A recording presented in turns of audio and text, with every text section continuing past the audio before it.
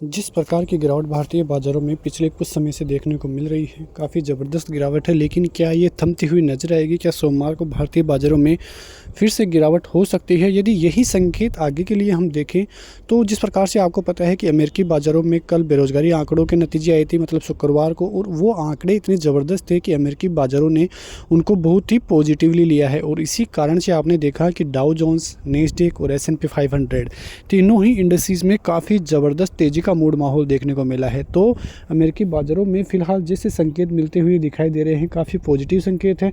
और आने वाले दिनों में भी अमेरिकी बाज़ारों में संकेत पॉजिटिव ही रहने की आशंकाएँ जताई जा रही हैं, क्योंकि फ़िलहाल जो माहौल अभी मूड माहौल बना रहा है अमेरिकी बाज़ारों का, काफ़ी पॉजिटिव है। भारतीय बाज़ारों से जो नेगेटिव संकेत आए हैं उनमें सबसे ज़्यादा तो जो सेबी की तरफ से ऑप्शन डेटा में जो कुछ बदलाव किए गए हैं उनकी वजह से पहला कारण वो था। दूसरा, जो जियोपॉलिटिकल इश्यू थे, जो ग्लोबली संकेत नेगेटिव आ रहे थे यूक्रेन की तरफ से, तो वो एक सबसे बड़ा कारण बना, क्योंकि वहाँ पे क्रूड ऑयल में सबसे ज़्यादा गिरावट तेज़ी हुई और इसकी वजह से ही भारतीय बाज़ारों पर इसका इम्पैक्ट पड़ा। तीसरा जो सबसे बड़ा कारण था वो चाइनीज़ बाज़ारों को लेकर था। मैंने आपको पहले वाले वीडियो में भी यही बताया था कि चाइनीज़ बाज़ारों में FIIs अपना पूरा माल भारतीय बाज़ारों से उठाकर, जहाँ पे करीब 2 सेशन में ही FIIs ने करीब 25,000 करोड़ रुपए का माल निकालकर अमेरिकी बाज़ारों में लगाया है। तो वो एक सबसे बड़ा रीज़न भारतीय बाज़ारों के लिए रहा।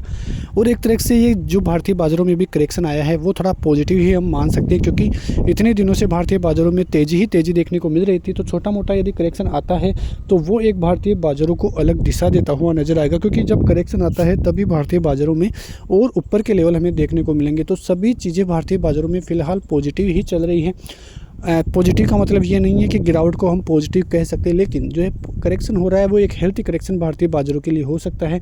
आने वाले दिनों में जो हम 27,000 के टारगेट इस महीने के एंड तक मानकर चल रहे थे, वो टारगेट भी आ सकता है यदि भारतीय बाज़ारों में अच्छी खासी जो तेज़ी है वो आती हुई अब फिर से दिखाई दे। तो क्योंकि आपने देखा कि अब 9 तारीख का दिन इम्पोर्टेंट रहने वाला है, क्योंकि यहाँ पे जो भारत का जो रिजर्व बैंक है, जो मॉनेटरी पॉलिसी है वो आने वाली है। ब्याज दरें किस प्रकार से बदलाव रहते हैं या वैसे ही रहती हैं, सभी चीज़ें वहाँ से आपको देखने को मिल जाएगी। लेकिन सबसे महत्वपूर्ण चीज़ यही है कि जो RBI गवर्नर है शक्तिकांत दास जी, उनका क्या कहना रहेगा इन सभी के बीच में।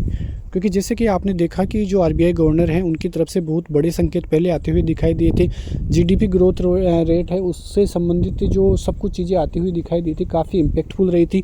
भारतीय बाज़ारों में GDP जो रेशियो है उसका जो आंकड़ा है वो उन्होंने जिस प्रकार से अनुमान लगाया था कि 7% से ऊपर ही वो रह सकती है, तो यदि वो अनुमान उनका सही रहता है तो भारतीय बाज़ारों के लिए काफ़ी अच्छी खुशखबरी आगे आने वाले दिनों में रहेगी। देखो, भारतीय बाज़ारों में इस प्रकार की तेज़ी क्यों हुई आपको भी पता है। इस प्रकार की तेज़ी हुई भारत की ग्रोथ स्टोरी को लेकर। जिस प्रकार के GDP आंकड़े पहले आए, जिस प्रकार से जो बजट आया था उसमें जो फिस्कल डिफिसिट के आंकड़े थे उनमें जो कमी थी वो देखने को मिलने के संकेत आते हुए दिखाई दे रहे थे।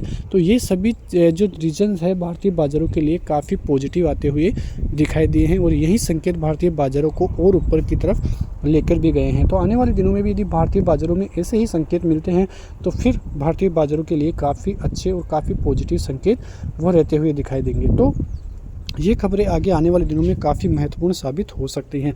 तो ऐसी खबरों के साथ मिलते हैं नेक्स्ट वीडियो में। तब तक के लिए नमस्कार। जय हिंद, जय भारत, वंदे मातरम।